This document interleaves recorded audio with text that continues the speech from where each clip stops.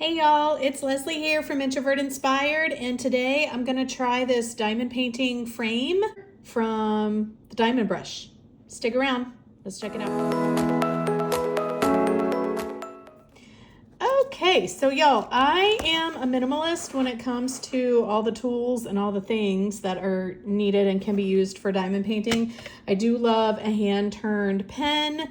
I forget, this one is from, I think, Lathe Works. And it has threaded ends, so I can use my threaded tips that I like. Anyway, that's one of the only things I invest in. I generally use the free Diamond Art Club trays.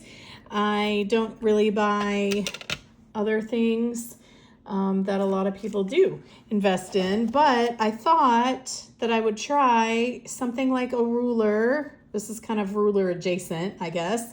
It's a newer product from the Diamond Brush, and I thought it looked handy, but also not like too much, too fussy or too much work or too much trouble. So I'm gonna get started by peeling back more than I would peel back normally at a time. Normally I just do one squared section at a time, but I'm gonna try with this ruler or frame to see if it helps me place things in a way that is a little more straight, basically. So it looks like it fits really nicely up against my very imperfect edge here, if you can see that. It's very non-perfectionistic of me, as y'all know. See how kind of crooked that is right there? But the frame kind of goes right up against it, and then also, isn't bothered by all the imperfections up here. It's still just very straight because that's what it is straight. So I've got it straight there, and then it looks like I have a pretty straight edge down here as well, across the bottom here with these squares on the bottom. So I guess I'll just start diamond painting, and then I'll let you know how I think it went.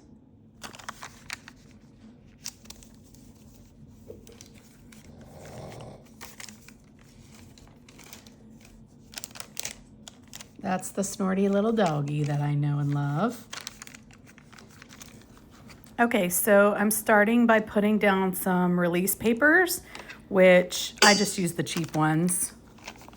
I think these came from Michael's when I first got started, and they come, I don't remember how many were in the package, but it seemed like 100 zillion. Okay, I have chosen to start with W's because those are down here at the bottom and kind of, they're all over, let's be honest, because of the confetti-laden choices I make when it comes to canvases. But there's a good line of them along the bottom, so I think that'll be a good place for me to start to kind of see how it feels to have this frame holding me in place.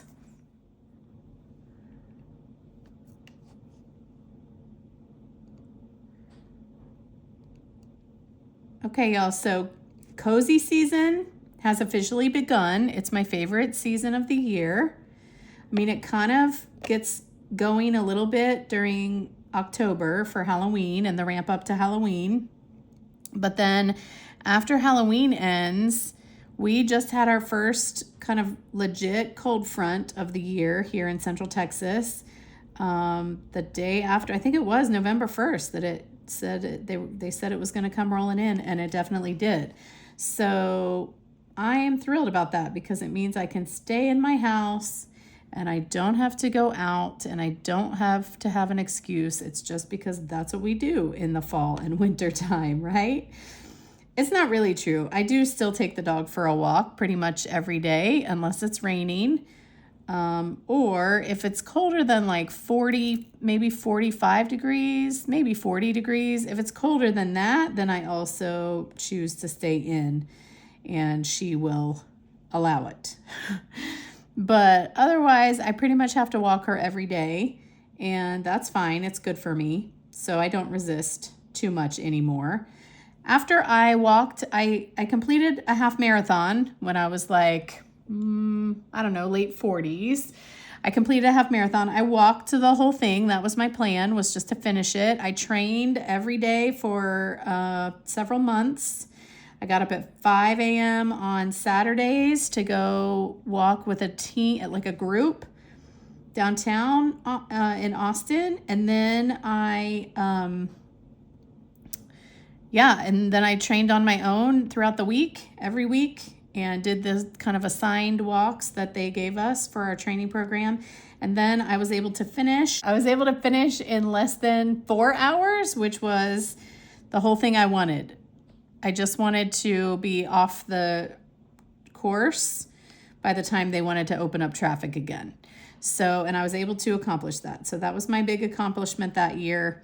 And my reason for talking about that now is that once I finished that achievement that I wanted to finish, then I told myself that it should be very easy to walk a mile a day every day, because when I was training, I was walking 8, 10, 12 miles, 6 miles several days a week, and I was able to do it. And those miles were as fast as I was able to walk them. Once I kind of was finished with that, and I was trying to get myself to walk every day, which had been sort of something I'd wanted to do my whole life, but I just never wanted to do it enough to actually make it happen. I would walk regularly, but not every day, like religiously every day. And after that half marathon, I really was able to logically reason with myself and just say, like, look, 1 mile every day is not that much. So you can do this, and it shouldn't be that hard. So I did a few things. One of the things I did was I stopped making myself change my shoes before I went walking. I don't have to wear proper shoes. I just wear my Birkenstocks, which I love and wear daily, and I just can't be bothered to change into like proper running shoes or walking shoes. And same is true with the clothing. Like, I just wear whatever I'm wearing at any given moment when it's time to go walk, either if it's after work or if it's first thing in the morning. I just wear whatever I have on, and I try not to worry about it too much when it comes to like trying to figure out, okay, so wait, I can already tell here there's a tiny little issue, which is just the little lip here that I'm not going to go past. Means usually when I use my multi-placer, see if you can see it here. Usually when I use my multi-placer, what I'm going to do is load it from this end to back this way. And then I'm going to set it down for whatever I'm trying to fill on this side of things. If I'm trying to do that with some of these diamonds that are a little bit close to the edge with my multi-placer, that's not going to work as easily. So that's fine. I guess what I would do is load it now from this end if I need to, and then place them that way, or I can do vertically to just get up against there for the first like 3 vertical rows. So yeah, I just wanted to keep you posted, keep you informed on that in a timely manner. Okay, that's what I've run into so far. I generally don't even use the single placer end of this tip anymore, even for one diamond at a time. I use the multi-placer end just because it's less switching things around. So like here, where there's these W's that line up almost all the way to the end, I can't place with my multi-placer like I normally would. So I'm gonna have to flip it over and just place them this way, I think. And then maybe kind of straighten them up a little bit, or I may just have to suck it up and use the single placer for that end, which is not a big deal if you are accustomed to using the single placer for single diamonds. I just have gotten out of that habit because I like the multi-placer so much, and I don't even know what this is. Forgive me. If somebody else knows, please feel free. I think I can put 8 to 10 in here, but I don't remember if it's made for actually 8 or if it's made for 10 or more or less. I think 10 is the absolute most I can put in there, but honestly, I haven't quite counted. So I'm loading this with 3 and then I'm turning it around to get into this very corner spot on the ruler or the diamond brush or the, I don't know what you call it. I think they call them rulers, diamond painting rulers. Anyway, in this one, I'm gonna swing vertically for this one single placer moment. I mean, I'm still using the multi-placer, but if I just do it vertically, then that works. And so I think I'm gonna do that this way too. So I'm loading this side, if you can see, I'm loading here. I just loaded the one blue there, and then I'm gonna put it down here, like so. Not ideal, but I feel like if it can give me, if it can tighten up my grid and straighten up my lines for the rest of this whole area, then that will totally be worth it. So we're gonna keep rocking and rolling. I do see there's 4 here in a row of the W color. So I am going to, and forgive me, I don't know what color that is. So I'm running into, again, an issue here where it's too close to the end. So I'm gonna just flip it and place them that way. I think that's what I would prefer to do. I guess another solution that you could use, another, like, I don't know if it would be called a workaround or not, but you could change this out for a shorter multi-placer until you get all of the ones done, you know, close to the edges, and then you could go back to more placing at a time, more multi-placing at a time. So these 4 don't quite work either, so I'm just gonna flip it. And then I'm gonna need to flip these 2 around as well, and so on.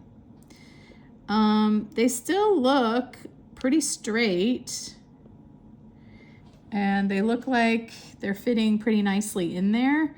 And it's not too much of an adjustment to do what I just did, because vertically, I do switch things around and do vertical every once in a while when I need to. So I feel like that might be the solution that I like best, to make sure they get right up against the ruler edge. And then, but I mean, like I said, you could also use the single placer. I don't even think this is loaded with wax. I mean, it is technically loaded with wax, but it's not even wax that it would stick to anything because it's so old. Anyway, so I walk the dog a good mile a day, no matter what, rain or shine. When it's hot out, I probably don't go when it's 95 degrees or hotter in the afternoons, but usually when it's 95 degrees or hotter in the afternoons, it's cooler in the mornings, and so I can still make it out there in the mornings with her.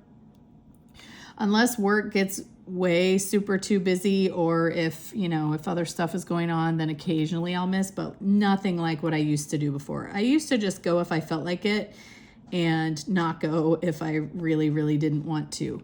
And now there's plenty of days that I might really, really, really not want to, but I just go ahead and suck it up and go. So that's kind of the power of habit, I think. And part of building that habit was training for the half, and then part of building the habit was just reminding myself that I did the half and that it's not that much to go for a mile in a day. Okay, so yes, so Halloween has just finished, and now I've been working on this Breath of the Wild for a little bit because I had my parents visiting, I had their dog that I was taking care of, I had a lot going on with work, kind of a busy time of year with work, so that's what I was doing during that time. And now that Halloween has passed, so has all of that busyness, and now it's time to lean into the hygge of it all, which, if you don't know that word, hygge is Hygge, and it is a Danish word, I believe. If I get any of this wrong, please feel free to correct me, but this is what I understand about all of this.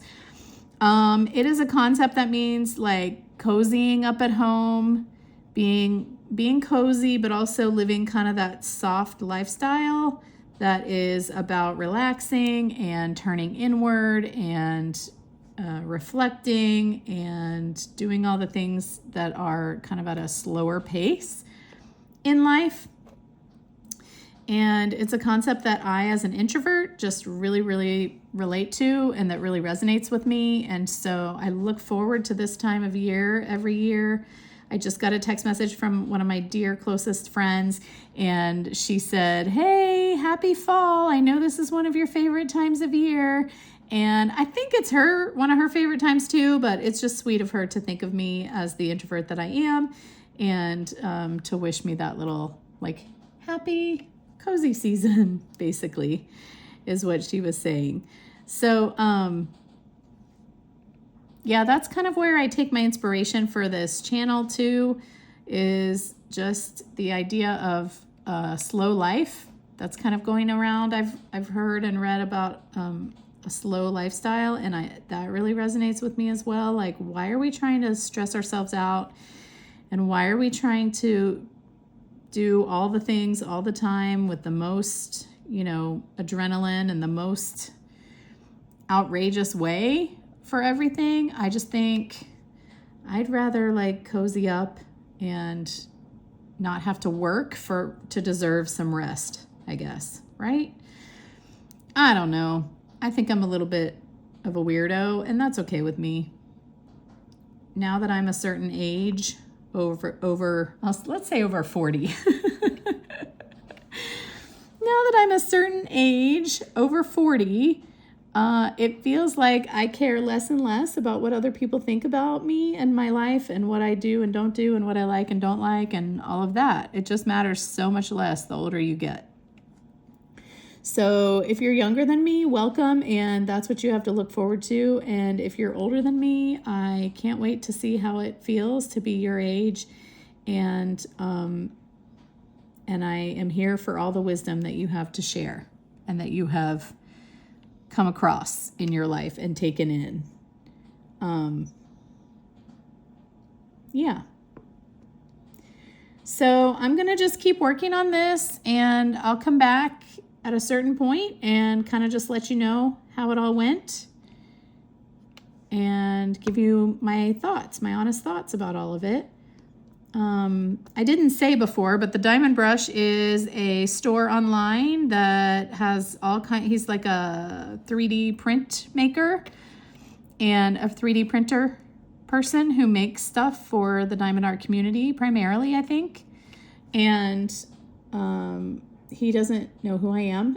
He doesn't know anything about me, or I guess it's a husband and wife team. And they don't know me at all. They don't know anything about me. I just saw their product on some of the socials and thought, oh, I've never tried one of those before. I'll try it. So that's how we got here. So yeah, so I'll keep you posted and let you know what I think. So I'm going to need to start replenishing some of my supplements because I ran out of a few of them, and that's on my mind right now. And so my question for you is, what are your favorite supplements to take to stay healthy during the fall season? I had a bout with some sort of cold or virus a couple weeks ago now. I guess it's been a month and a half maybe. And it was not fun, and it made me start to think that I need to keep my supplements game on point. I am one of those people that takes supplements, but I don't take them regularly enough. I don't know, is that a theme? Like with the walking, I used to walk, but not regularly enough. Anyway, so I think I kind of fell off the wagon a little bit on my supplements. So I take liquid vitamin D under my tongue almost every day. And fun fact, that fixed my thyroid problem that I had from the age of 18 till about, 30, 35-ish.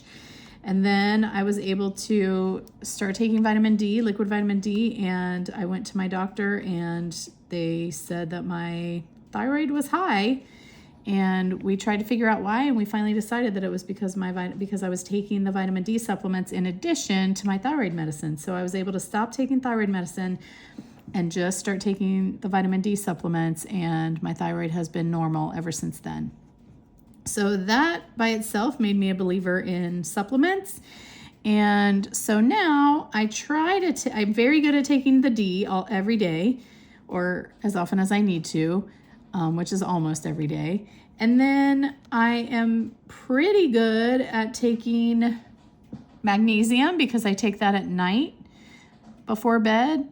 And then I also take, I try to take a vitamin B complex regularly, but I have not done as well with that one just because I don't think I have such a regular time to take it. I don't take it with the vitamin D. Liquid vitamin D is easy because I just have it on my bathroom shelf and I just take it when I'm doing my makeup in the morning because it's just liquid, so I don't need water or anything like that to take with it, or a glass or anything like that.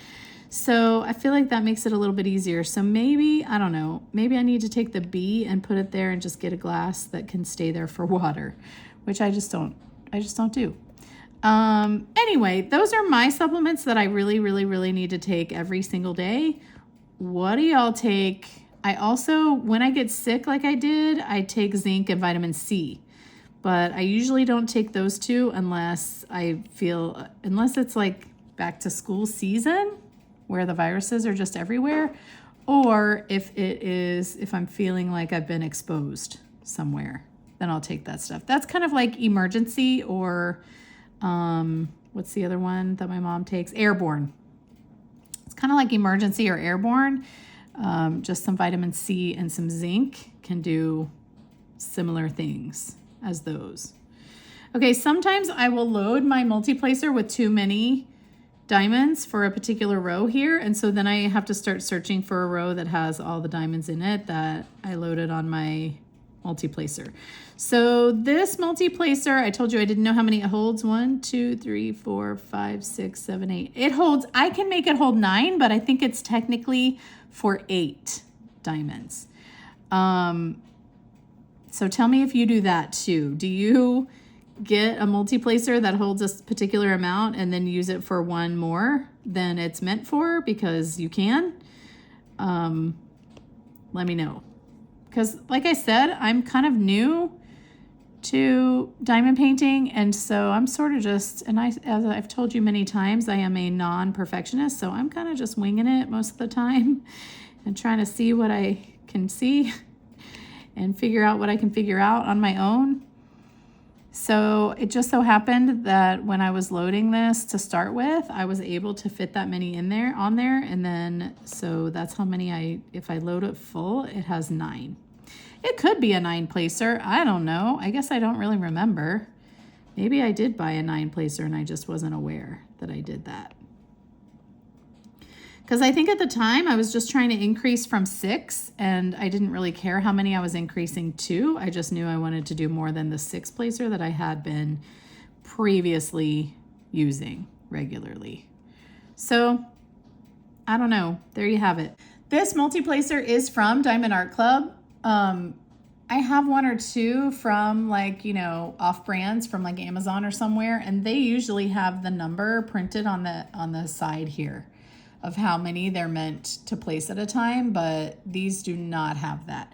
These do now have this reinforced little angle here instead of just a T from the connector down across. There is now this little angle here, which I think supports it and keeps it from bending, which I never really had happen to me, but I didn't work with that other kind of multi-placer for very long. So I'm sure a lot of people had that happen a lot of the time, and it must be really nice. I always say I'm lucky to have started diamond painting when I did, because I never had to deal with the self-sectioning of the plastic. I've always had the perforated plastic covers on my DAC Diamond Art Club pieces, and that is so nice. And I don't know how y'all are pioneers, those of you who survived the other the other way of how it was before perforated, pre-sectioned perforated plastic covers. with the cover minders and all that. That's another thing I've never had to buy is a cover minder because I've always just been able to peel the plastic back. That's what this kind of multi-placer with the little reinforcement there is for me. It's the only kind I've ever really worked with for very long.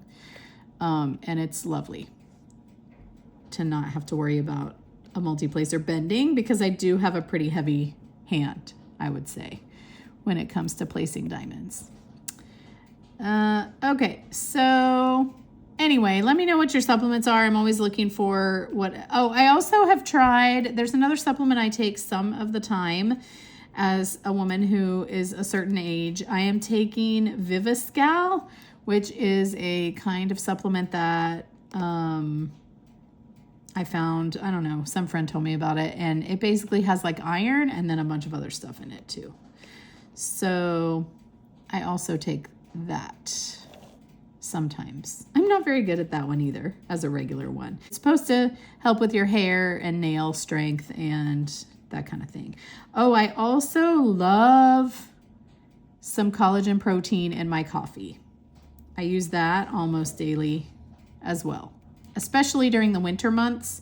Summer months, I don't use it as much because I love my iced coffee and I buy my iced coffee elsewhere and not at home. But I love my Nespresso maker in the winter, and so I use that with some collagen protein powder most of the time on most winter days, even though I'm making decaf for myself. I'm a weirdo who loves coffee and I drink it almost every day, and what I drink is decaf. Just because I'm so sensitive and the caffeine can really send my nervous system into a little bit of a tizzy. So I can drink caffeine, but I try not to drink it too often. Also, I get the worst caffeine headaches when I try to stop. Like if I have caffeine every day for a week, then that weekend when I don't have caffeine in my system is miserable. I don't wish it on anyone. I have the worst headaches and I'm so lethargic and I have no energy whatsoever, and it's just not enjoyable. So that is unpleasant enough that it keeps me on the decaf most days of the winter, at least. I do love my iced coffee though, but I do not have a proper ice machine. I have one in my freezer, but it's terrible.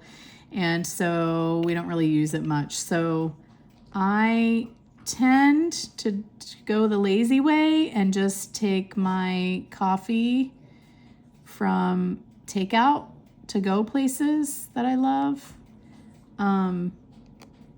all summer long, which is not a good habit financially. That's just, I'll clue you in, pro tip. That is not a good habit, but it's one that I am working to break. So, or I guess I should say I'm working to get into better habits that do not include buying coffee every single day from a takeout coffee place. Okay, over on this side, I'm noticing that the white little adjuster that he gave us, I'm realizing now, I could have moved this over to like here, or here, or here, or wherever I wanted to, and I didn't. I just left it open. So note to self, next time I will move it closer to my starting point and I will work with a smaller grid at a time.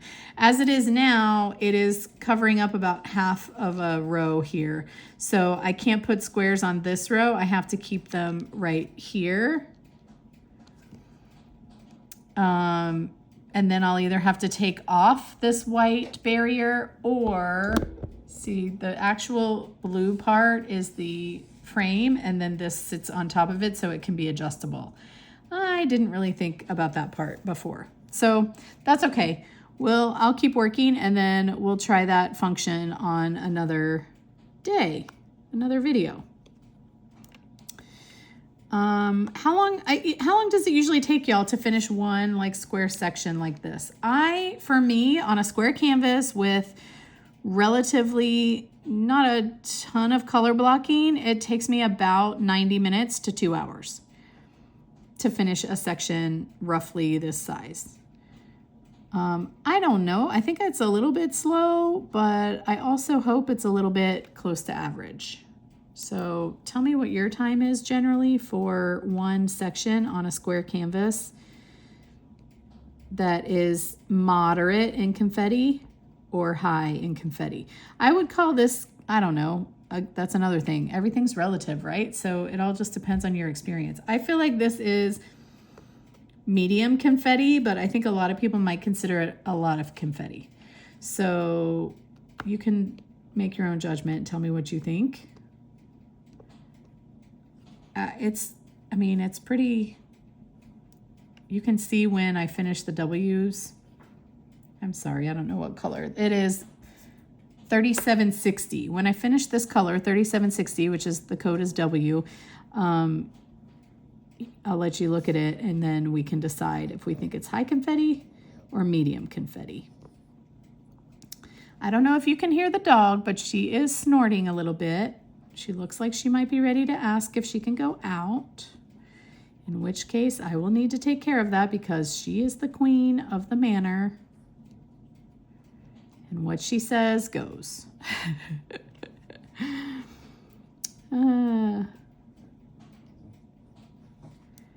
I don't know also if you can hear some of my other rituals for the weekend in addition to doing as much diamond painting as I can. There, did you hear the snort?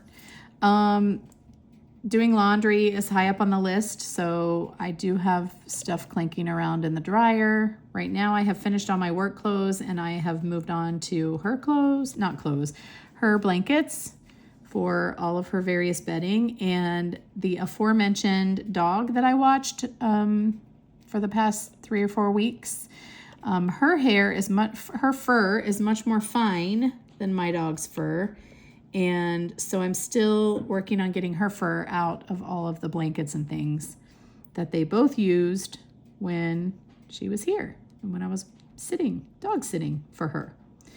So that takes some time in the washer and in the dryer too. I just unloaded one load from the dryer and it was the lint catcher was completely full, even though I had just unloaded it or cleaned out the lint right before I put that load in.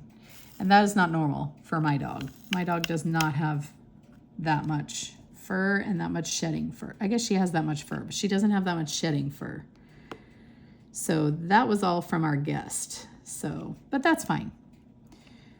We love her, despite how furry she is and how much cleaning it takes to manage after she's gone.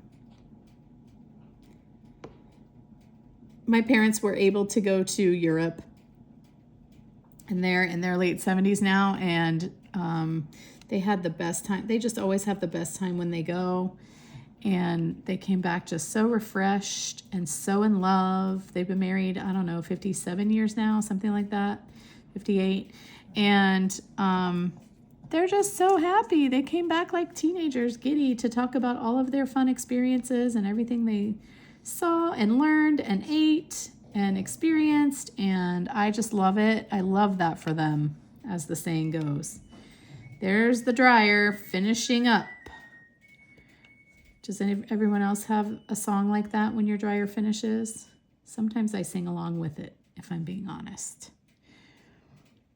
Okay, so the queen of the manor has just settled into her bed with her new blanket, not new, but her freshly washed and dried blanket on top. She loves it.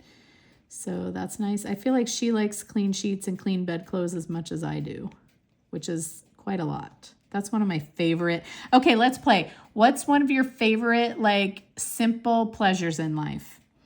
One of my favorite simple pleasures in life is clean sheets. So when I wash my sheets, usually I do it every 2 to 3 weeks. I mean, I try to do it every 2 weeks, but let's be honest. But one of the most beautiful moments of the weekend for me is when I have managed to wash the sheets and then I get into the fresh bed with those fresh sheets. I love that experience so much. That cannot be overstated. So what's one of your favorite, simple pleasures?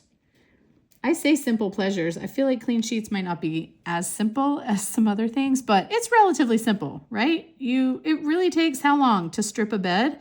Less than a minute. And to make a bed with new sheets probably takes 2 minutes, maybe 3. So I guess I don't know if you do this too, but I build it up in my head to be like the most annoying, time-consuming, like daunting thing. And really, if I just do it, then it's kind of like the walk, maybe. Like if I just do it, it's really not that big of a deal. It does not take that much of my life. It doesn't take that much time from life to just strip a bed real quick, wash the sheets, and then when they're dry, put them back on the bed. Like, I don't know. Why is it so dramatic in our heads all the time? The dishwasher's the same way. Unloading that thing literally takes less than 2 minutes. And yet I put it off and let it be a thing in my head that bothers me for the longest time. Okay, another thing related to this frame that I should tell you is that it came with a white bar like this that went horizontal this direction. So it was a short one. But my lovely little fur baby, the queen of the manor, who I've mentioned a few times already, as soon as I got it and unwrapped it, it was on my coffee table and she stole it and ate it. No, she didn't eat it, but she chewed it up to smithereens to the point that it was not usable. Right now I'm trying to decide. So the reason that matters is because if I had the other one, I would put it right here, I think, and then try to keep all of this contained within that, rectangle of space. But since I don't have that, I think I'm going to continue to just keep this release paper over this part, and I'll come back to the rest of the W's that are above that. And I think now what I'm going to do is work on the rest of what's down here. And then, I don't know though, this is uncovered too over here.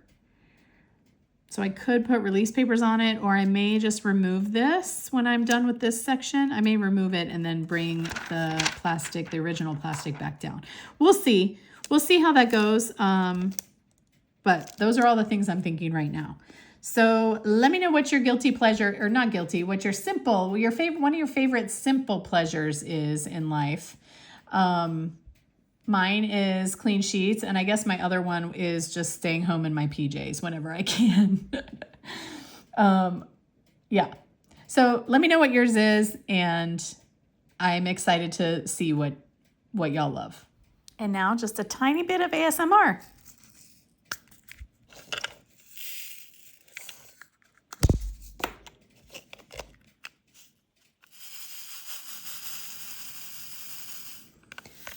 Okay, I'm moving to this next one, and did y'all see I close it? When I put like half of them into the tray, I close this to the point that it snaps because I have had enough mishaps. I haven't been doing this really long, but I've been doing it long enough that I have had enough mishaps that I do not leave things like that to chance anymore. So that is just something I wanted you to note. Okay. Also, I want to ask you guys, are you watching The Golden Bachelor? Because if you enjoy The Bachelor to any degree whatsoever, you must watch The Golden Bachelor.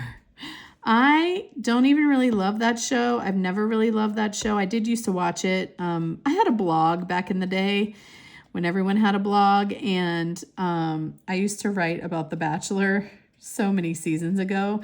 And then I just stopped watching it because it just felt so, I don't know, patriarchal and misogynistic and stuff. But listen, The Golden Bachelor is so different because these women who are a certain age and have a certain amount of maturity in their lives, like they are all about lifting each other up. And it's just a beautiful, inspiring thing to see, I think. And they're all about helping the other women, whoever they're there with, like find love and be hopeful about that. And I just think that is a beautiful thing to watch. And it's a beautiful example, I think, for those people who are younger than these women on The Bachelor, Golden Bachelor. I feel like it's a great example for women everywhere to see like how it can be if we just choose, you know, to uplift and support rather than to tear down and compete with each other for all what we perceive to be like scarce resources, like love and men's attention and men's affection and stuff like that. Like, if we don't see that as being scarce and we don't see that as being something that we have to have, it's just, I don't know. It's been lovely. So anyway, the Golden Bachelor is Mel Owens. I'm not going to get all this right, but he is like a former football player or coach or both. I don't know. And I guess he lost his wife or no, he didn't lose his wife. He and his wife divorced, I think. I don't know the story. Anyway, he's 66, I think, and he's looking for love. And there are all these women who also are looking for love. And I think he's down to 2 choices that he's going to pick between, one or the other. And I don't know when that's coming, but it's coming soon. I have thoughts about who I would pick if I were him, and I have thoughts about who I think he's going to pick. If y'all have thoughts about any of that and you want to share, please feel free. Anyway, that's one thing I'm watching. And then I also, you guys know, I watch true crime all the time. And so I've been watching a little of that. They've rehashed the Murdaugh stories from the Low Country in North Carolina or South Carolina, wherever they lived. Influential law family that were all lawyers and important people in the town in one of the Carolinas. I'm sorry, I don't remember which one. Anyway, they rehashed that because there's a special out with Patricia Arquette, who I love. She's playing his wife who somebody killed. It may have been him who killed her, and it may not have been. Allegedly, it was he who killed her. Anyway, Patricia Arquette played his wife, and I just love her so much, but I don't think I can watch a rehashing of a dramatization of the story. But that's what was on 2020, was like a 1.5 hour long advertisement for dramatization of it. And I watched that the other day. So I'm all up to speed on the Murtaugh murders. Don't you worry about that. If you have questions about the Murtaugh murders, I'm your person who can help. And if you're following it, you know what's going on. You know it's just a lot. There's a lot going on. A lot of twists and turns and wrinkles. How was Halloween? Did y'all go out? What did you do? Did you go to trunk or treat? I had a few friends who took their kids to trunk or treat, and they had the best time. I don't know if trick or treat is a regular thing anymore, or if fewer people are doing it or what, but my neighborhood does not really have kids that come around. Mostly I think that's because of the age of the neighborhood. My neighborhood was probably full of starter homes back in the day in the late 90s. And so one theory is that all the kids who were kids back then are grown, and there's not really kids left because it's not a starter home neighborhood anymore. So we don't really have trick-or-treaters come to the door, but that is fine with me. Okay, my fur baby is barking her head off, so I have to go let her in or make her come in. So I need to add a little wax to my multi-placer because it was just getting a little bit, honestly, it was probably getting coated with some AB residue. That happens after you work with AB drills. Some of that coating sticks on the wax and then it just gets less effective. So a lot of times I just add a little bit more on top of what I already have going on there, so I don't have to change it out and take a bunch of time for that. So I'm just kind of evening out what is being added and just making sure that it's kind of all full of wax and that there's enough in there that it's going to pick up the drills that I'm trying to pick up.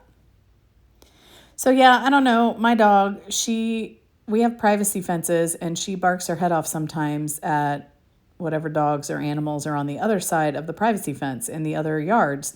And do y'all have this problem if you have dogs?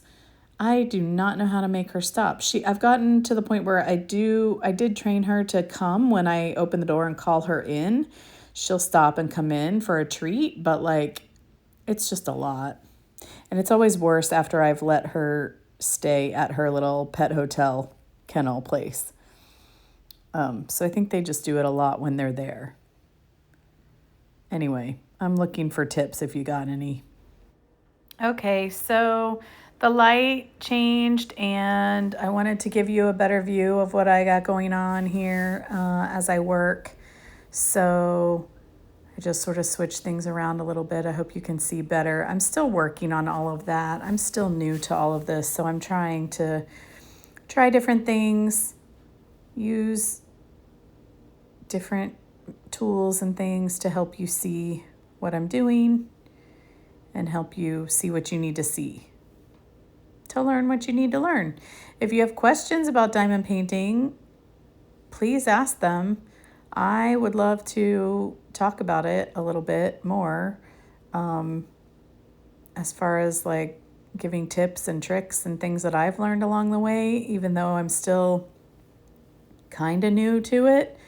I've been diamond painting since, I guess, for about 6 months now, give or take. I got my first one framed the other day. Well, I got it dry mounted. And it was super cheap, and I'm loving how it looks, and I will show you all that another time. I think I'm going to do more of my pieces. I'm going to go ahead and get that done, and then I'm going to hang them. So that's one thing I know I want to tell you about and show you. But anything else that you want to see or hear about or, know that I have figured out, let me know what it is. Okay, so the winter sun is setting and I'm losing light. So I am going to stop here for the day. I got pretty good progress in the amount of time that I spent. The jury's still out for me on this tool. I kind of like it. I think I didn't utilize it as well as I could have without using the white bar to slide across. So I think the next time I try it, I might incorporate that to see how that does for me. Generally, the light pad always makes the gaps much more obvious. So here's what it looks like without the light turned on under it. I think it's looking pretty good. Yeah, so I'll keep you posted as I try again in the future. So thanks for being with me today. I always appreciate when you can hang out with me. If you got any value whatsoever, give my video a like. Feel free to subscribe if you want. I will see you next time. Bye.